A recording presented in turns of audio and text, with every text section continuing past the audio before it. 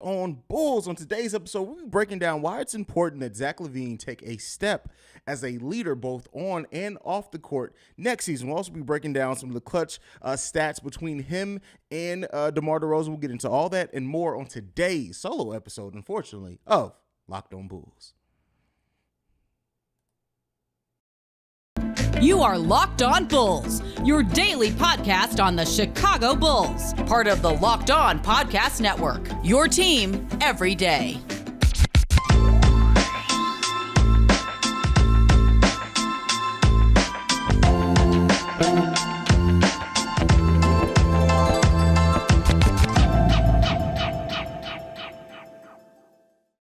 Thank you for tuning in to another episode of Locked On Bulls, member of the Locked On Podcast Network, where it's your team every day. I'm Haize, holding it down for Pat today on today's episode of Locked On Bulls, and we're going to jump right into it. On today's episode, we're going to be talking about Zach LaVine. So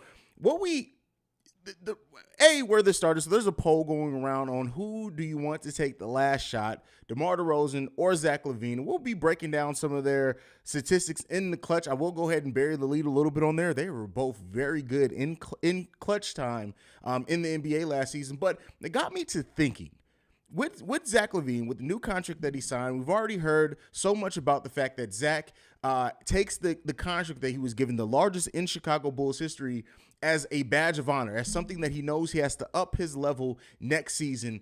And there's some things that I personally, and somebody who watches the majority of Bulls games that I've seen, so used to having headphones on when I do the show. Pat's not here. I don't need the headphones. But in watching all of the Bulls game last season and how much I've watched Zach LaVine the last couple of years, there are some things that he does on the court that I would like to see him tighten up. And no player's perfect, right? Is he going to fix all of these things that I'm going to bring up? No. But I do think now when you look at Zach LaVine, when you look at like the place he has now on those Chicago Bulls, the fact that the team continues to be really built around his skill set, even as you look how they went forward and how they still draft, things like that, there's some things in Zach LaVine's game. We'll talk a lot about the positive on the back end in the second segment, but I do want to be honest, like there are some things that Zach as a leader, I do want to see him improve at.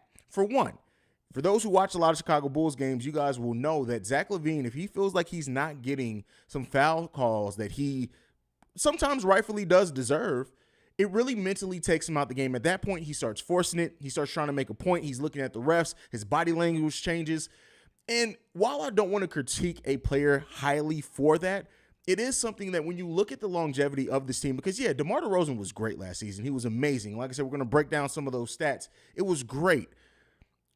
But you need to see Zach take a step as a leader because DeMar isn't going to be here for a long time. He's here for a good time, not a long time. Even if DeMar DeRoZan does sign another contract with the Chicago Bulls, I still don't expect it to be something that's super long or him to be a huge impact player for a long time with the Chicago Bulls. Zach LaVine is really that guy. Until somebody else develops, until the Bulls bring in another star, Zach LaVine is your biggest piece to continue building around on this team for the long haul. And so with that, that's some of the things that you want to see tighten up from Zach LaVine's game. That the dribbling off the foot issue sometimes is that you want to see Zach develop as that go-to guy. And we're going to talk about that, but like, it's just little things that I see with Zach LaVine. Again, this isn't a huge critique. I love Zach LaVine as a player. I've been very vocal throughout the whole offseason and during the season. Zach LaVine deserved the max contract. So I'm not one of those people, right? I'm not an anti-maxer. Those people need to be quiet now. Zach got the max. So the end of that conversation is over with.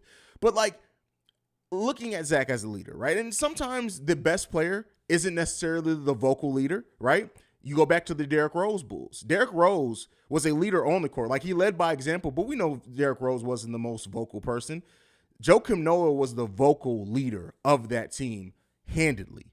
So do the Bulls need to bring in another guy like that that's a little bit more vocal? That could be. That could eventually be what happens. But I still there's certain basketball things that I need to see Zach LaVine do to really be that guy, right? To really be the unquestioned leader. You even had people last season that questioned, like, is this now actually DeMar's team? I always thought that those people were a little bit crazy because, like, they just base it off shots and things like that. The team continues to be built around Zach, but that focus, does show that killer instinct, and that is one thing that I've always loved about Zach LaVine. There are absolutely quarters, and we saw it early in last season as well. When Zach LaVine was healthy, there were times that Zach LaVine just knew he was the best player on the court. He took over quarters, he facilitated when he needed to, and he just didn't miss. Now, it was usually DeMar in the fourth quarter, but Zach LaVine took over a second quarter, a third quarter as well at times, and he even did that some way less after his injury. But I don't want to ever limit a player and just say, hey, this is just who they are. Zach is going to make a leap. What that leap is, right? And a leap it may be too strong of a word, but he's going to continue to improve. Zach LaVine has improved and become a more efficient player every year he's been a Chicago Bull except last season, and that was because of injury. But we do need to, I think, right, and I am of the mind that we do need to see Zach continue to develop as a leader on the court. He'll never be like the most vocal rah-rah guy. He'll never be Joe Kim Noah out there, right? He'll never be Bobby Portis. He'll never be as vocal as some of those guys. But I want to see him take more of that chip on the shoulder, right? That more of that burden of, hey, we're having a quarter. We just only scored 6 points in the last 5 minutes. Guess what? All eyes on me. All eyes on me. I'm finna go get us 8 points before the end of this quarter. I want to see more of that from Zach, not selfishly, right? Not selfishly, but in the confines of the game, with trying to lift up his players, with then making other teams come to him and him using that now to get other players open. And that's one thing I said. Zach LaVine with his ball handing down the stretch. Some of Zach LaVine's questionable passes in crunch time also have to get fixed and sewed up. Zach LaVine is a good player. I don't use the word great lightly, right? So that's the only reason I'm not saying great player. And I love Zach LaVine's game. I love Zach LaVine as a person. I love all of that. Zach LaVine, you can do a lot worse than having Zach LaVine on your team. But I do think the leadership part of it, if you look at NBA careers like building blocks, right? You continue to build and work on your game. Zach has built his offensive game to the point to where it's one of the most efficient in the NBA when he's healthy. The defense needs to come along a little bit well. And to MC Hammerside's point, is that right? Hammer broke point. He says he was a bit more vocal last season, never get any calls on his dunks. Yes. And he was. We see that progression. That's what I was getting into. Zach LaVine, if you look at the NBA player's game, it's building blocks. You build on top of what you built on the last season, and you continue to improve. What I want to see from Zach LaVine going into this next season is really that development as a leader, right? As the person that the other players look to. And yeah, DeMar DeRoZan is always going to be the more veteran player, right? And he's always going to be there to have that voice as well and to help players develop as well. But I just personally, I want to see Zach LaVine take that next step as a leader. I want to see him even defensively. I want to see Zach LaVine.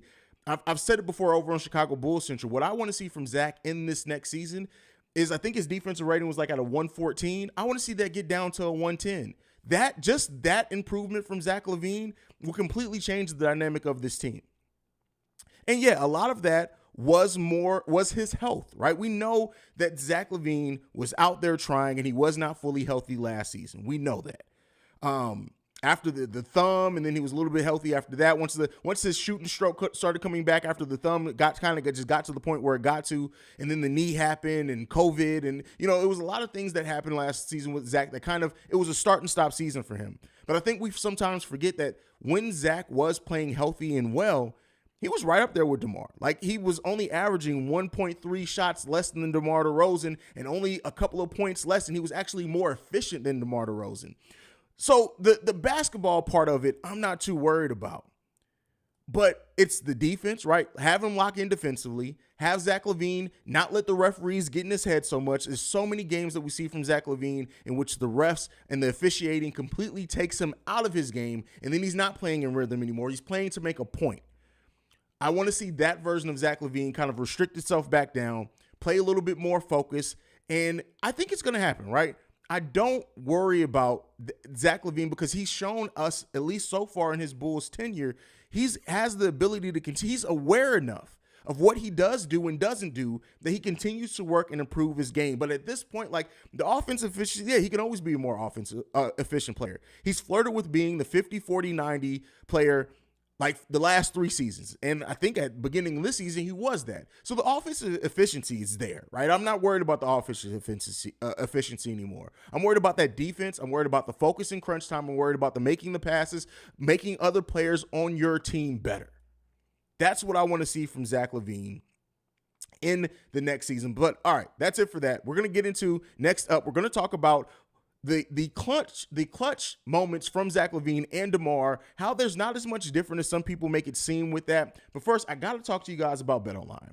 BetOnline is your number one source for all your pro and college football betting needs and sports info this season. Find all the latest football league developments, game matchups, news, and podcasts, including this year's opening week's games, which already passed. BetOnline is also your continued source for all your sports wagering information, including live betting, esports, and scores. The fastest and easiest way to check in on all your favorite sports and events, including MLB, MMA, boxing, and golf. Head to the website today or use your mobile device to learn more about the trends and action. BetOnline is where the game starts. All right, y'all.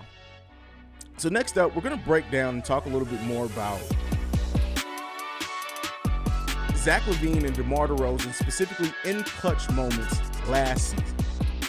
Now, we're going to break down and talk about DeMar DeRoZan first because he was amazing in the clutch. Last season, DeMar DeRoZan scored 157 points in the clutch. The only player that scored more than him in clutch situations was Joel Embiid, and he only scored 1 more point than DeMar DeRoZan. DeMar DeRoZan shot 53.5% in the clutch in 2021-22 and had the first time back-to-back game winners on back-to-back nights, but in different years. We already know about that. The story for that is written. Now, Zach LaVine wasn't much worse than DeMar DeRoZan in the clutch. Zach shot 49.2% in the clutch for a total of 93 points and was still top 15 in the NBA, even with all the injury, in clutch moments last season. So while that poll's going around asking what player you would want to take the shot more in the clutch, Zach LaVine or DeMar DeRoZan, the question, the way that I respond to that personally is this. It really just depends on the situation.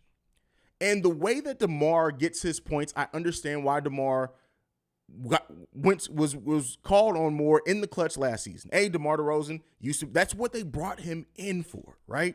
That's what they brought him in for. DeMar, looking at him and looking at his game and looking at even over what we talked about that on the show before too. Over the last 10 years, DeMar DeRoZan has been one of the most clutch players in the NBA, so it makes sense. But I need to see some of that start rubbing off on Zach LaVine as well. And to his credit, as I just went over the numbers, he's not far off from that. But the reason why I think that we need to start seeing a switch from it being DeMar who's called on in the clutch to Zach LaVine is this, and it's simple. Zach LaVine is the more versatile offensive weapon. Mid-range, down low with his dunks. The three-point shot is excellent and has the unlimited range on his shot. And as Zach starts taking over more of that leadership standpoint, it's not unfair for fan bases to say now we want to see Zach LaVine more in those moments. But as I said before, it's all about who's going to win the game, right? If DeMar is hot and cooking that night, it's going to be DeMar. If Zach LaVine has the hot hand, it should be Zach LaVine. But what matchups are you going to be given? That's the key thing in that, right? And I think sometimes as fans, we just want to talk about things in a vacuum, like everything's all even, and it's not. But when we are talking about, in the title of this episode is Zach LaVine taking that next step of leadership, I want to see him be the unquestioned, right? I want to see it be not a doubt, not a thought, not a, hey, who are we going to? But then for him to make the smart play as well. Now, when you talk about having two players that are both ranked, one number 2 and the other one also in the top 15 of clutch moments in the NBA last season, having a season of them fully healthy, it should push the Bulls further than what some analysts are giving the Chicago Bulls credit for. I think there was a ranking that came out. Me and Pat are actually going to talk about it on the episode tomorrow. As far as the Bulls, I think they were ranked in number 8 as far as the best starting lineups in the NBA, and we'll get into that. But for the nature of this conversation and what we're doing here is with Zach LaVine and the next step up that he needs to take. He is now a max player in the NBA. And he's shown so much promise. He's shown so much. He's done so many things. He scored a bunch of points in quarters. He's taken things over. Listen, Zach is a player that responds to challenges very well. And he has one of the biggest challenges in front of him heading into next season, being the highest paid player on a storied franchise in the Chicago Bulls, a team that's also being doubted by most people and even some Bulls fans, right? Who are like, oh, are we a play-in team now? And it all comes back to this because all eyes are going to be on Zach LaVine. And we all know if you've been a Chicago Bulls fan or a Chicago sports fan, this goes beyond just the Bulls. If you've been a Chicago sports fan as long as I have been and some of us have been, you know, once a player gets their money, once they do get paid, if you don't perform, if you don't live up to that contract, it's a completely different weight and exposure. I think the only other teams that really have that type is like New York and LA. But I trust Zach LaVine to be able to do it, right? It's that, like, to me, and some people may say that it's crazy based off what we've seen already. Like, and I'm looking at Zach here. I'm looking at what he's already shown. I'm looking at the untapped potential that's still in Zach that we have not seen. The fact that Zach has kicked it up defensively several times for the Chicago Bulls, I believe that player is in there, and he's shown it. We just went over the clutch numbers. But he has to give it to us consistently. Zach LaVine, I think, has, as far as like coming off an injury, now being a playoff team, having that weight, having the doubt now of, hey, did this team do enough to improve? There are going to be a lot of people looking towards Zach LaVine to be the answer to that. This team didn't go out and make a lot of deals. They didn't go out and make a lot of moves. They didn't go out and try to do the home run acquisition that some of us thought that they were going to do. Now, because of that, and the biggest thing that they did do in the offseason is pay Zach LaVine the biggest contract in franchise history. Is it unfair? Probably. Is it unjust? No. Zach LaVine knows what it means to this city. Zach LaVine knows what it means to the organization. Zach knows what it means to basketball. Really, when the Chicago Bulls are good, it's better for basketball. It's better for the city. It's everything with that. And all eyes going into this next season are really going to be on how does Zach respond now to being a max player? He got his money. He got it. Zach has to turn into and go from a really good offensive player to a player that makes his team better, to a player that steps up in the big moments, to the player that, hey, when we need to stop Zach, you got to go out there and try to do it. You can't keep letting the refs get in your head. You can't keep letting the unfocused plays happen. The microscope on Zach LaVine is going to be so much bigger than what it's been so far in his career. When we got Zach, he wasn't even the biggest part of the trade. It wasn't what that guard packs were really looking at the trade. They almost traded Jimmy Butler for Chris Dunn straight up. They got in Larry. Larry had a great first season. Zach LaVine was still recovering from injury. We didn't get to see him that full first season back. But now he's the last member left of that trade, right? He's the last relic left of that. And it's so much hanging on Zach LaVine that I look at him and I know he's up to it, right? Like I said, I know he's up to it. But like Zach has to be the guy. We have to walk away from this season for many people. I don't know if it comes this season for sure, but a lot of people are going to be looking at Zach and saying, hey, how many game winners have you hit this season? How many times have we gone to you in the clutch this season? Is it still DeMar? You mean DeMar, the guy who's aging? And that's not a slight on DeMar. You guys know I love DeMar DeRoZan. But there's going to be so many eyes on what Zach LaVine is doing this season that he has to make that next leap as a player. Like I said, his offensive ceiling is almost there, right? He's almost a 50, 40, 90 player. All he can do is almost get more efficient. That's it with Zach. The defensive intensity that he needs, the more focus that he needs. To Charles' point here, shout out to Charles in the chat, says Zach needs to always be guarding the worst offensive player on the other team, same as LeBron does. It's the pressure on this Bulls team and Zach in large part next season is going to be felt early and often.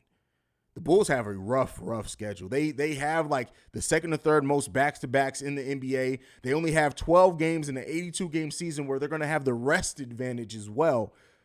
It's going to be a long season. It's going to be a tough season. It starts off tough. It ends tough. It eases up a little bit more in the middle.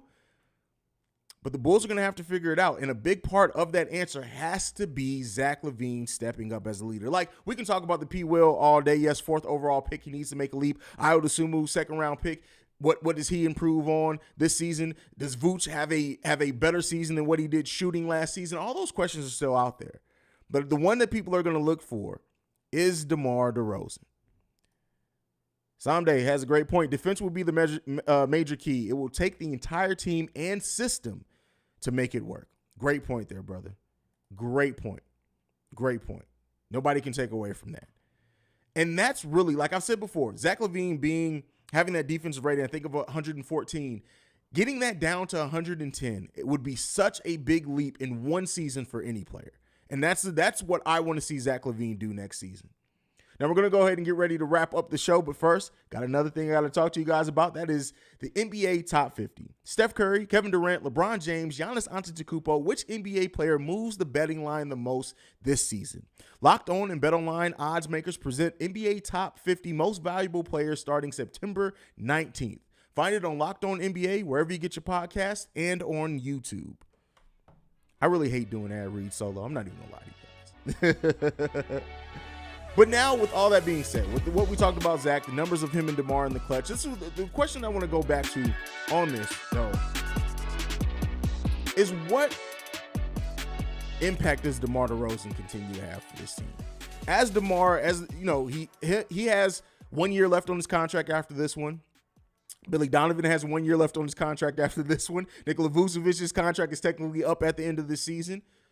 And we really haven't seen anybody step up to the point to where you are confident in saying, hey, this could be the secondary player next to Zach LaVine if DeMar does decide to ride off into the sunset. Not even go to another team. Let's say DeMar decides to hang it up. Don't think it's going to happen, but we're just saying what ifs.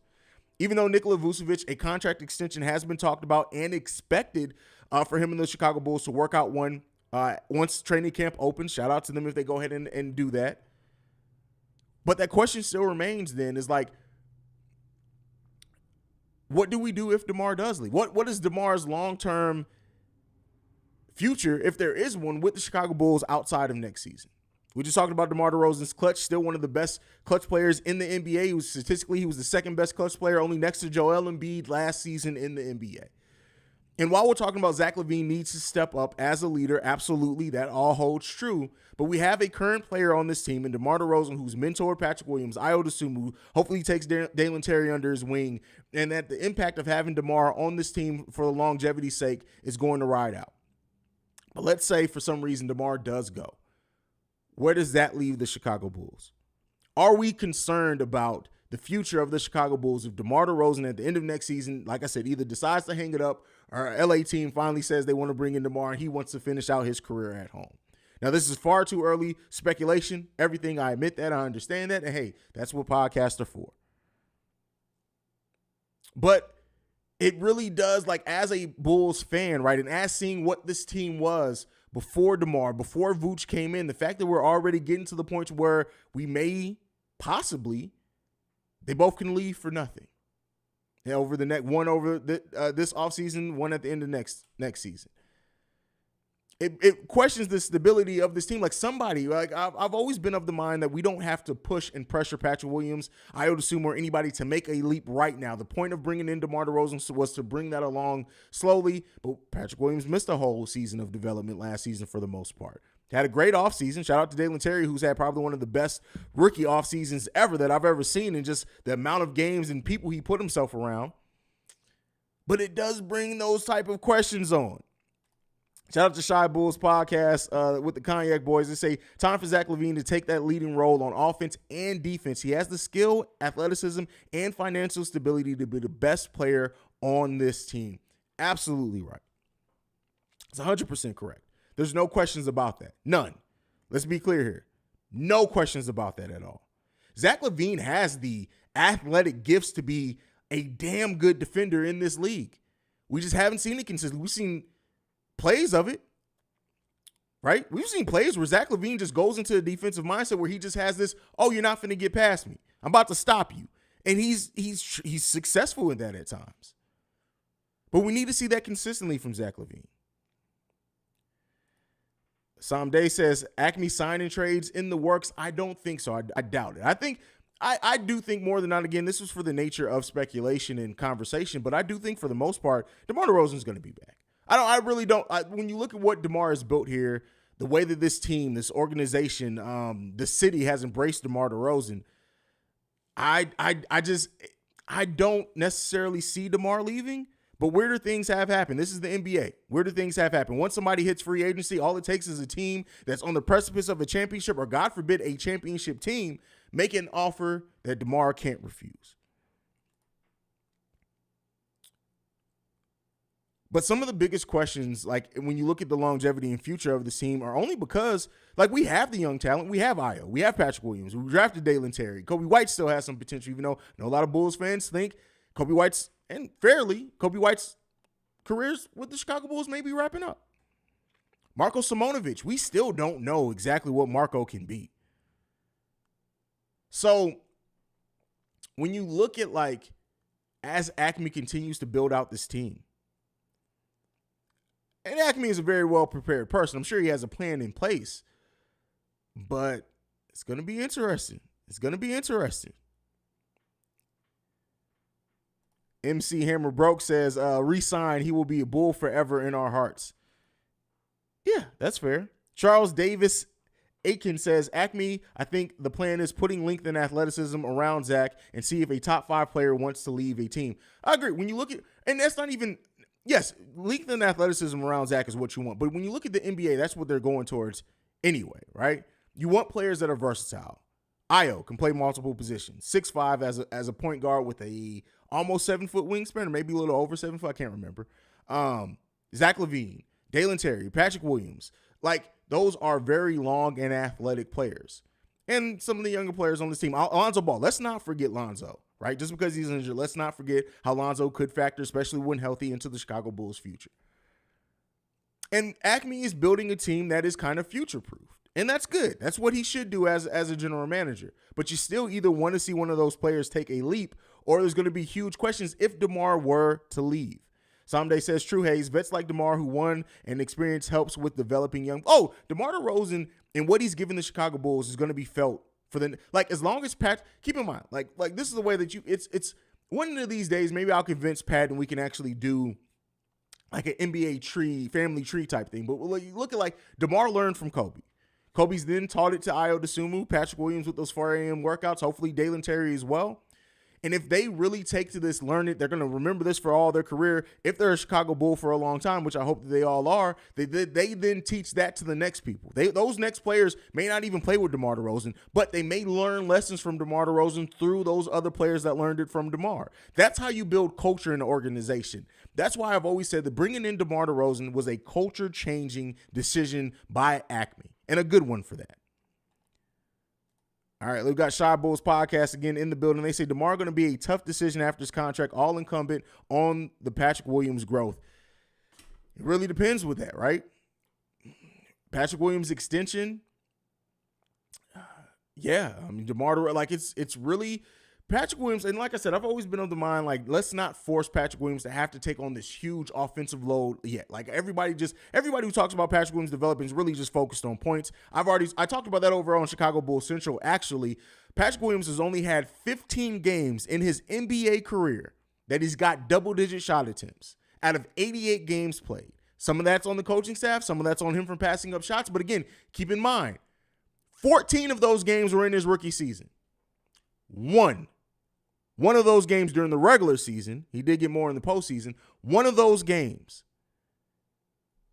was last season in his sophomore year. So you expect a rookie to pass up on shots, right? But when he does get double-digit shots, Patrick Williams averages 18.7 points per game when he gets double-digit shots. That's success.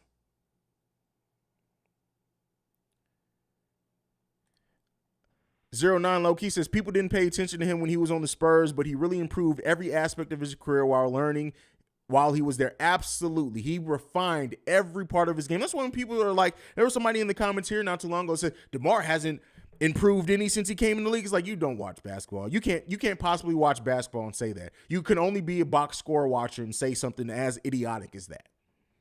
Period. Sorry. I'm letting Chicago Bulls Central Haize come out a little bit too much on Locked On, so I'm going to go ahead and shut up on that one. 09 Low Key also says LaVine needs to step up his defense, then he'll be a de facto leader of the team. Otherwise, DeRozan carries himself like a leader and his teammates gravitate towards him the same way. That is a great point. That's why I'm not saying that the torch just needs to be passed because Zach LaVine is the high. He needs to earn that. And he does through some of his play, like especially when he's healthy, he shows that he's willing to do that. We need to see it consistently over the course of a season. But that is it. That is my time on Locked On Bulls. Let me know what you guys think down below. Sound off on what you think about Zach LaVine and his need to step up as a leader next season. Let me know that. Thank you for tuning in to Locked On Bulls. Now, thank you for making Locked On Bulls your first listen every day. Now for your second listen, go and check on Locked On NBA, where the Locked On experts break down everything from the latest news, rumors, developments in 30 minutes or less. They can be found wherever you get your podcasts. I'm Haize. You can follow us collectively at Locked On Bulls. You can follow me at CEO Haize. For Pat the Designer, I'm Haize. This is Locked On Bulls, and I'm out, y'all. Peace.